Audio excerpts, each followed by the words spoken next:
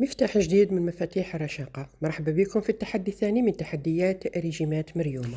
تنويه قبل ما نبدأ الفيديو راح ينشر على القناتين، قناة القديمة ريجيم مع مريومة والقناة الجديدة مفاتيح الرشاقة مع مريومة، لكن التقارير اليومية اللي متعلقة بهذا التحدي تنشر فقط على القناة الجديدة مفاتيح الرشاقة. نتمنى أنكم تشتركوا فيها ونبدأ إن شاء الله. بسم الله والصلاة والسلام على رسول الله.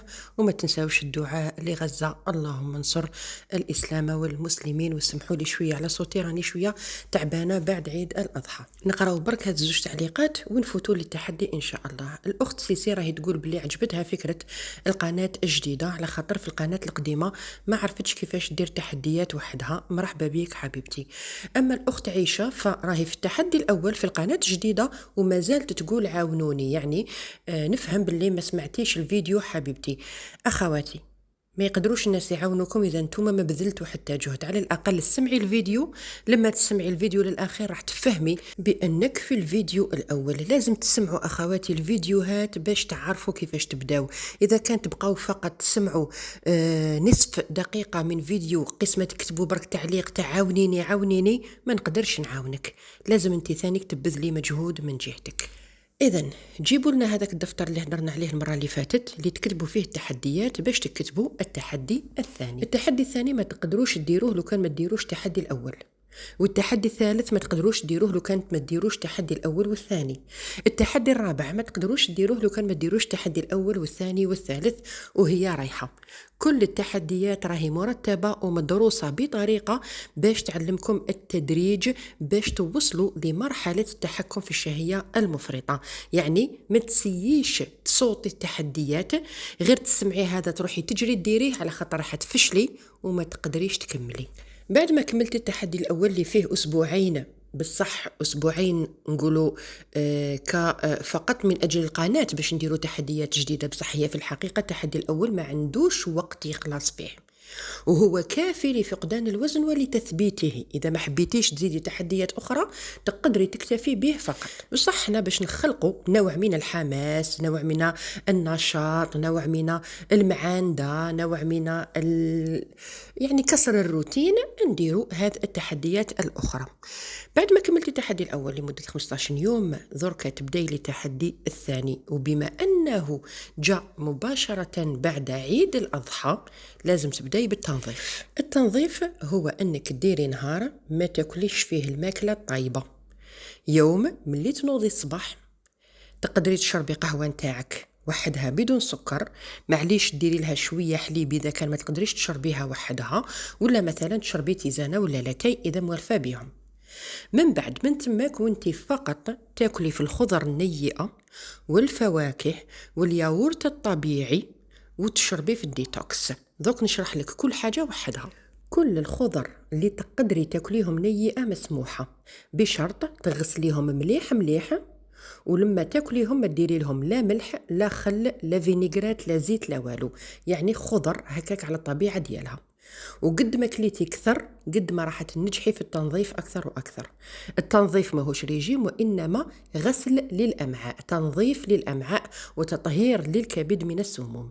إذا الخضر ما فيهاش استثناء، أي حاجة تقدري تاكليها نية بصحتك. الفواكه فيها استثناءات. أولا الموز والتمر ممنوعين منعا باتا في يوم التنظيف. أما الفواكه الأخرى فاختاري الفاكهة التي تكون أقل حلاوة، يعني قد ما كانت هذه الفاكهة حلوة الحلاوة تاعها قليلة تقدري تاكلي منها أكثر في يوم التنظيف. وما نقدرش نقول لك أنا النوع الفلاني والفلاني. علاش؟ على خاطر ساعات تطيحي في مشماش جايب القروصية، وساعات تطيحي في مشماش بزاف حلو. صافي انتي في يوم التنظيف انتي اللي تقرري تحكمي هذيك الفاكهة اللي راهي عندك وتذوقيها. حسيتيها ماشي حلوة صامتة رايحة بالقروصية كولي منها قد ما حبيتي في يوم التنظيف. حسيتيها حلوة بزاف ما تاكليش منها. بصفة عامة الفواكه اللي مليحة في يوم التنظيف عندنا التفاح، الدلاع، وكذلك الإيجاص اللي يكون جاي يابس، والخوخ اللي يكون جاي يابس، والنكتارين ثانيك اللي تكون يابسة. هادو ما ملاح في يوم التنظيف، الاخرين شويه شويه. الفراوله كذلك مليحه. الحاجه الثالثه في التنظيف هو انه ممنوع تاكلوا مكسرات ولا انواع تاع البذور، يعني بذور الشيا، بذور الكتان، فيهم دهون صحيه بصح فيهم سعرات حراريه. احنا ماذا بينا يوم التنظيف ما ناكلوش بزاف السعرات الحراريه. رغم اني في فيديوهات سابقه في الاعوام السابقه كنت نسمح بالبذور، لكن لاحظت انه الاستغناء عنهم احسن. ياك راكي تكتبي لازم تكتبي باش تقدري ديري التنظيف ديالك وتعاودي تولي للدفتر ديالك وتشوفي المسموحات والممنوعات. ديروا البنات جدول وكتبوا المسموحات والممنوعات. لازم في يوم التنظيف تاكلي ما لا يقل على 4 علب من الياغورت الطبيعي، يعني من 4 حتى ل 6. اذا ما تقدريش كامل الياغورت الطبيعي تقدري تعوضيهم بالرايب ولا باللبن ولا شويه لبن وشويه رايب. ليله قبل التنظيف لازم توجدي قرعه نتاع الديتوكس، يعني حوالي لتر ونصف. اختاري الديتوكس اللي تعجبك النكهه ديالو. وطبعا في يوم التنظيف ما لازمش تخرجي برا، يعني اختاري نهار اللي تكوني في الدار. اذا كنتي بالدوره استني حتى تروح لك وديري التنظيف ديالك من الاحسن. اما اذا كنتي حامل ولا مرضع تقدري ديري التنظيف بصح ديري معاه شوربه حارقه وشربي انواع من التيزانات اللي موالفه تشربيهم. ما كاش وقت مخصص للاكل في يوم التنظيف، نهار كامل وانتي تقرمشي وانتي تاكلي فيها هذوك الخضر والفواكه. اذا كان عندك يعني الحاله نتاع الاسنان تاعك شويه مهترئه تقدري تستعيني بالروبو وترحي شويه هذوك الخضر والفواكه.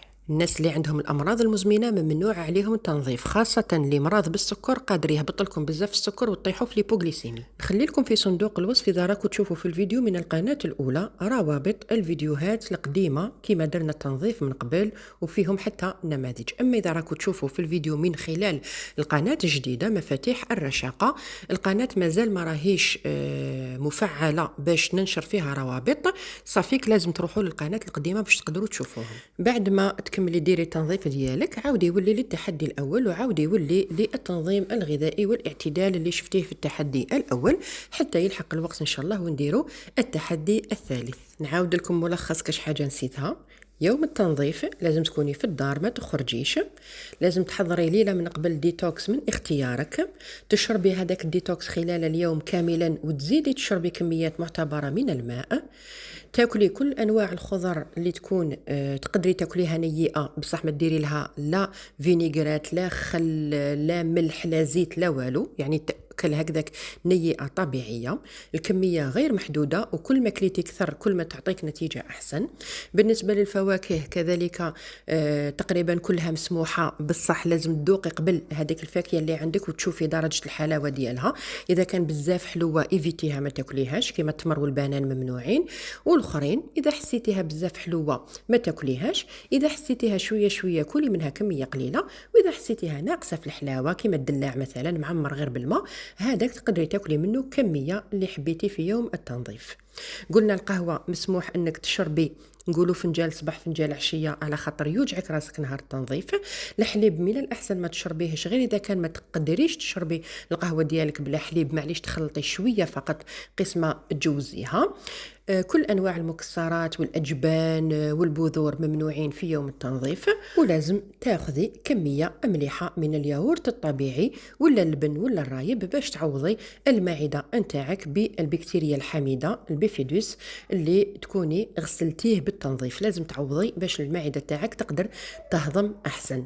لا داعي انك توزني روحك قبل وبعد التنظيف على خاطر كما قلت لكم التنظيف هو تطهير للجسم من السموم، بصح اذا كان وزنتي روحك ماشي مشكل. الشيء اللي تفقديه في يوم التنظيف هو السموم، يعني كل ما كان الوزن المفقود يوم التنظيف كبير كل ما هذا يعني انه الجسم نتاعك كان بزاف فيه سموم وطردتيهم. اذا وصلتي حتى لهنا كتبي لي في التعليقات باش نعرف باللي انتيا متابعه وفيه. نخليكم في امان الله وحفظه، وغدا يوم افضل ان شاء الله.